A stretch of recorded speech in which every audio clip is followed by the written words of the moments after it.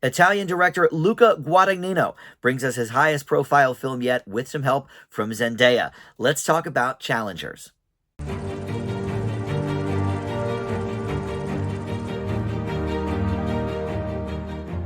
Hey guys, Dan here. This is Dan Reviews It. Welcome to my spoiler-free review for the new film Challengers. You can see this in theaters right now, and features Zendaya in a very, very provocative role. We're going to get into all the specifics of this movie here in just a moment. First, though, let me welcome you into Dan Reviews It. Thank you for finding this video. We do movie and TV reviews here on the channel, and just about every day I try to post something new, so there's always a lot to check out. We have playlists on the homepage for you to peruse, so you can check out, the movies, the TV shows, sort of broken down in that way, and by year as well. So if you're looking for the newest stuff, it's going to be those 2024 movies and 2024 shows, of course. But with that in mind, please consider subscribing, hit that like button, and comment below. All that stuff, of course, helps the channel out. All right, so let's talk about Challengers. There's a lot to say with this movie. I just saw it this afternoon. Sometimes, I sit with a movie a few days and let my thoughts kind of percolate about it. And this is one that I think will stick with me for a little while. But it's already been out a couple of weeks, so I figured let's just get this review up and go from there. But Luca Guadagnino, I did not necessarily recognize the name, but I've seen a few of his movies.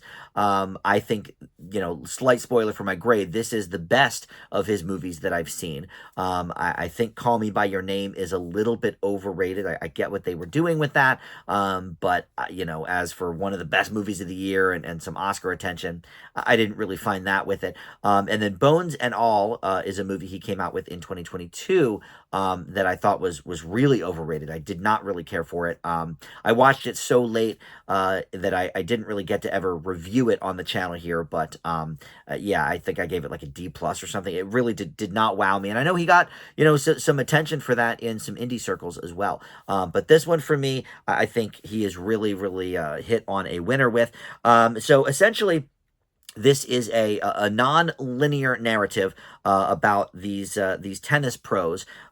There's a professional tennis champion played by Mike Feist, who or Fast. I'm not sure how to pronounce his name, but I watched him in a movie recently called Pinball, the man that saved the game or something like that, and he plays the lead in that movie in all of his 70s garb. I have not reviewed that one yet either, but that came out last year. But you may know him from West Side Story. He was in the Steven Spielberg version of that, and he basically is plotting a comeback here with the help of his wife, played by Zendaya, who is a former tennis prodigy herself. However, never recovered from this injury while playing. So she's now on the coaching side of things. But in the meantime, he is going up against another player played by Josh O'Connor, who most people will probably know from The Crown. He played Prince Charles in, I think, seasons 3 and 4. I'm not a Crown watcher, but I know that's a very popular show. And he also happens to be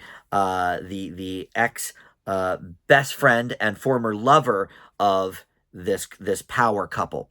So it sort of goes from there, like I said, between timelines. We kind of start when they're just, teenagers, really. I think Zendaya is probably supposed to be playing 16 or 17 in some of the earliest flashbacks, and these guys maybe, around the same, a year older, something like that. But we learned that they've been friends since they were 12, and they went to this tennis boarding school together, and she came up in a poorer world, so she didn't, get those breaks. She just had to be amazing at tennis, and so we learn about sort of the love triangle that they've created since way back when, going through, a bunch of different phases of their relationship, and then we sort of volley, like you would in a tennis game, back and forth, between the present day and some of those past memories. And we sort of catch up with the different characters from those points. So listen, this is a really interesting movie. I'm going to talk about some of the bad stuff first, because I think there's a lot less of it.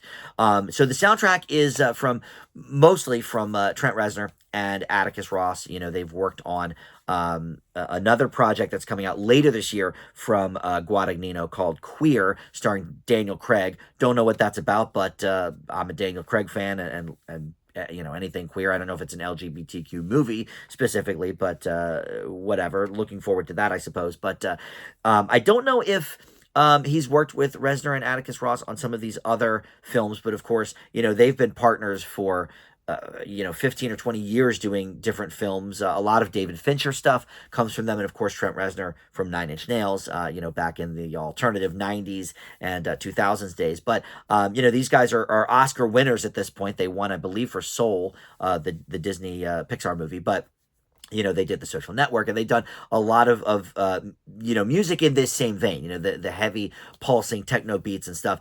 And the music was welcome, I will say that, but I will say the mix of it sometimes was a little bit too much. I think some of the lines were a little bit tough for me to hear because the techno music was so loud in those moments. I think otherwise, the score is great, and the music placement is great too. Even like the songs in the background, like in one scene, they're at an Applebee's, and the song in the background is "Tunnel of Love" by Bruce Springsteen, and the lyrics to that song, just even though it's just like faintly, over the Applebee's speakers, I know the song well, and the lyrics were lining up exactly with what was going on in the scene, and I thought that was really interesting. But I will say, as a slight negative, some of those moments were actually a little too overpowering with the techno beats, and I was having a little trouble understanding some of the lines. But other than that, the music and the score worked for me. And same with the directing. The directing, for the most part, I thought was really, really well done, really clever. However, towards the end of the movie, there was a little bit of a reliance on slow motion that, in some instances, did not make sense to me. While they're in the final tennis game, I get it. But there was like a kissing scene with slow motion. I was like, I don't quite understand this.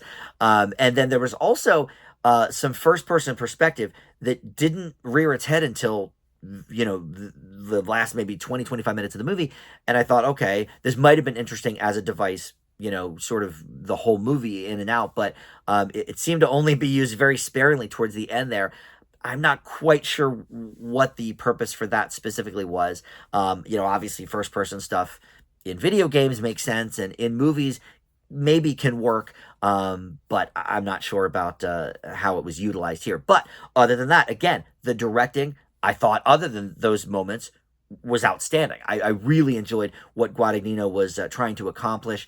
Certainly the metaphors of these three people's relationships being a bit of a tennis match itself, that wasn't lost on me. But even the directing in certain scenes, you're looking this way and this way like you would during a tennis match. I thought that was a really, really nice touch. So I liked those moments a lot. What else can I say with the negative? Well, the other negative I have is really more of a me problem, because I don't really watch tennis and I don't understand how the scoring works and all of that. So I was a little bit lost in a couple of the scenes where they were talking about the score, and I sort of got who was winning, based on what was going on in the scene and what they were saying. But that, not that we needed a tennis lesson. I know I'm in the minority, and both my brothers played tennis growing up, so there was tennis on in the house, like in the Andre Agassi days and stuff. So I get it, but it was a little bit confusing for me as a complete, novice on the tennis stuff. I think most people will probably be fine with that aspect of the film. For me, it was just slightly confusing, but I recognize that as a flaw in myself and not necessarily the movie. But other than that, everything worked about this movie. I loved these characters. They were so complex and complicated. And, I think it's a lot of the things that Guadagnino has explored, theme-wise in some of his other films. Certainly Call Me By Your Name, but definitely not to this degree. And it's an interesting choice he made that while this is a sexually charged movie, there really is no sex in the movie. We get close a couple of times, and there's some steamy makeouts for sure. But I thought that was an interesting choice too. I think it might have been easier to go with that route and say, okay, here, but no, there's too much tension between these characters in those moments to really even go forward with a full-blown sex scene. I thought that was an interesting way to tell the story of these characters. I love the way these characters are written. The writer, by the way, I've been talking so much about the director, Luca Guadagnino, but this was written by Justin Curtis. Not really familiar with him. Let me see if I know anything that he's done. No, in fact, this is his first motion picture to write, but he also did write this movie coming out, Queer, with Daniel Craig that I mentioned earlier. So that should be interesting with everybody collaborating again. But yeah, I thought the writing of these characters was just so well done, and the way Guadagnino directed it was really, really keeping in theme with the tennis stuff.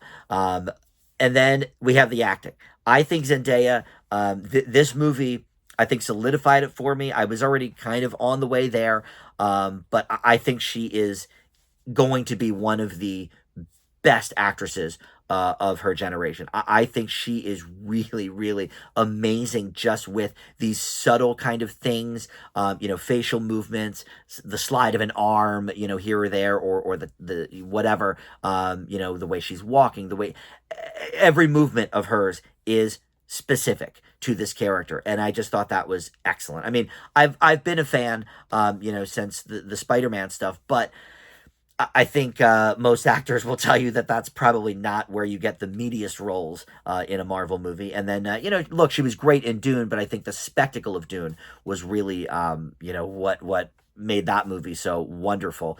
The acting was great, of course, some real great performances, but, the spectacle and the story, I think, lead the way there. This is very much, a character-driven piece, very specific to these people and the drama surrounding them. And so I think this over anything else, and I haven't seen Euphoria, maybe Euphoria gives us a good glimpse of that as well. But I think Zendaya was just excellent here.